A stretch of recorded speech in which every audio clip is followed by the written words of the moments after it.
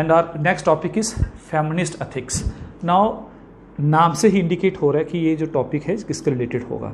This topic actually related to the status of women, means in the field of ethics there are certain ethical and moral concerns which are exclusively deal with female, and as far as these feminist ethicists are concerned उन ethicists का ये मानना है कि in the modern society there are many evils against the women, like there is sexual violence, there is girl child exploitation, there is domestic violence, there is dowry harassments, there is emotional abuse and so many others।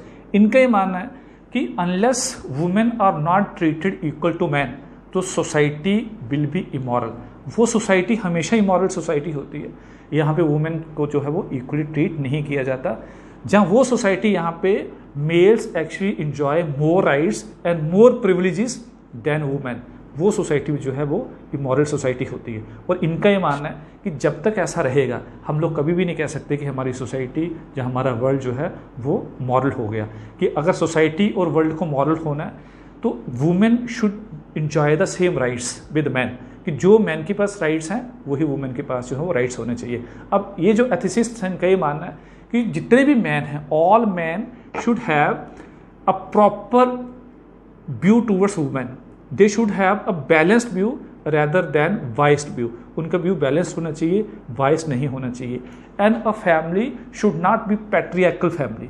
Patriarchal family का मायने ये होता है कि there is male dominance, कि male dominance family में नहीं होना चाहिए, कि family should not be patriarchal whereas family should B socialist and family should be एगैलिटेरियन।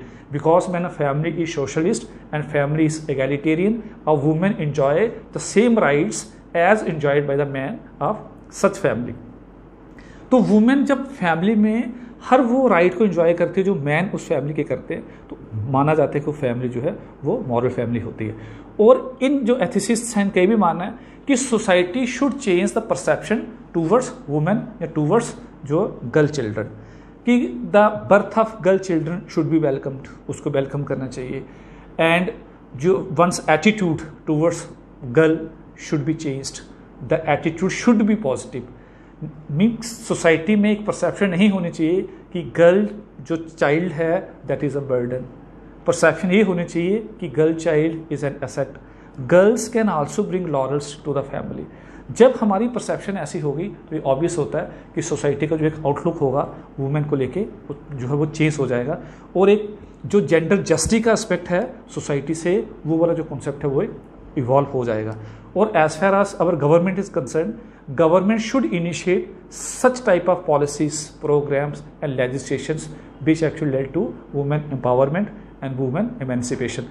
और अगर हम कुछ गवर्नमेंट ऑफ इंडिया के लेजिस्लेशंस की बात करें, जैसे डॉरी प्रोहिबिशन एक्ट हो गया, जैसे डोमेस्टिक वायलेंस एक्ट हो गया, जैसे इक्वल राइट लॉ हो गया, जैसे ट्रिपल तलाक एक्ट हो गया, ये कुछ ऐसे लेजिस्लेशंस हैं which are working in this direction, which are working for the emancipation and for the empowerment of the women.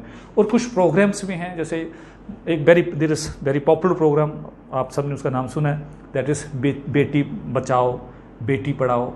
ये जो एक प्रोग्राम है, ये कोई मिशन है, this mission is also working towards this direction. और ये जो कुछ लेजिस्लेशन गवर्नमेंट के हैं या जो कुछ पॉलिसीज गवर्नमेंट की है, जो फेमिनिस्ट एथिसिस्ट है उनकी बेसिकली यही ऑब्जेक्टिव है कि जो फीमेल हैं, फीमेल और women should be emancipated, women should be empowered. And अगर हम लोग कुछ जो हमारे फिलोसफर्स रहे, जो हमारी जो ग्रेट पर्सनैलिटीज़ रही, उनके कुछ लाइफ जो हम लोग कभी रीड करें तो काफ़ी टाइम उन्होंने भी कुछ ऐसी बात की which is related to feminist ethicist. उनका मानना ये था, जैसे if we quote Swami Vivekananda ji, उनका मानना था कि as a bird is not able to fly with one wing, कि जैसे एक वर्ड जो होता है एक विंग के साथ फ्लाई नहीं कर सकता। Similarly a nation can not progress further if women are left behind. अगर औरतों को पीछे छोड़ा जाए तो वो जो नेशन होता है वो कभी भी प्रोग्रेस नहीं कर सकता। वही नेशन प्रोग्रेस करेगा यहाँ पे वुमेन के पास उतने ही राइट्स होंगे जितने राइट्स जो हैं वो मैन के पास होते हैं। कि जब तक वुमेन के पास वो राइट नहीं होंगे तब तक जो है जो हाफ ऑफ द पॉपुलेशन है, जैसे सपोज करो अगर हम अपनी कंट्री की बात करें, हाफ ऑफ द पॉपुलेशन अगर लैग बिहाइंड कर जाएगी, वो पीछे रह जाएगी, तो हम लोग कैसे एक्सपेक्ट कर सकते हैं कि हमारी जो सोसाइटी है वो आगे, या हमारी जो कंट्री है वो आगे प्रोग्रेस करेगी। तो फेमिनिस्ट जितने भी हैं, और इसी से रिलेटेड जैसे आपने सुना होगा फेमिनिज्म, एक 1960s में एक मूवमेंट आई थी, फेमिनिज्म जिसको बोलते हैं। फेमिनिज्म के ही कुछ जो वो मेंबर्स थे, उन्होंने जो है वो एथिक्स के फील्ड में काम किया, जिनको हम लोग जो है वो फेमिनिस्ट एथिसिस्ट के नाम से जानते हैं। और फेमिनिज्म का भी लगभग ऐसी ही डिमांड्स थी जैसी डिमांड जो है वो फेमिनिस्ट एथिसिस्ट की है, क्योंकि फेमिनिस्ट एथिसिस्ट का ये मानना है कि there is actually gender inequality, society में जेंडर इनइक्वालिटी है। जब तक वो जेंडर इनइक्वालिटी रहेगी, हम लोग नहीं कह सकते कि हमारी सोसाइटी या हमारा वर्ल्ड जो है वो एथिकल है, जो मॉरल है। जब वो जेंडर इनइक्वालिटी ख़त्म हो जाएगी, जब यहाँ पे जेंडर इक्वालिटी होगी, तो हम लोग बोल सकते हैं कि हमारी जो सोसाइटी है, हमारी जो कंट्री है, वो जो है वो एथिकल है और मॉरल है। इट मीन्स जो crux of this particular ethics है वो यही है कि वुमेन को भी इक्वल ही राइट देने चाहिए, जैसे राइट जो है वो मेल के पास है। मेल जो है वो एक डोमिनेंस वाला एस्पेक्ट नहीं होना चाहिए कि male should dominate a female, वैसा नहीं होना चाहिए, क्योंकि women and male are same. अगर हम फैमिली में देखें, जितना रोल फैमिली में एक वुमेन प्ले करती है, उतना ही जो है वो मैन प्ले करता है।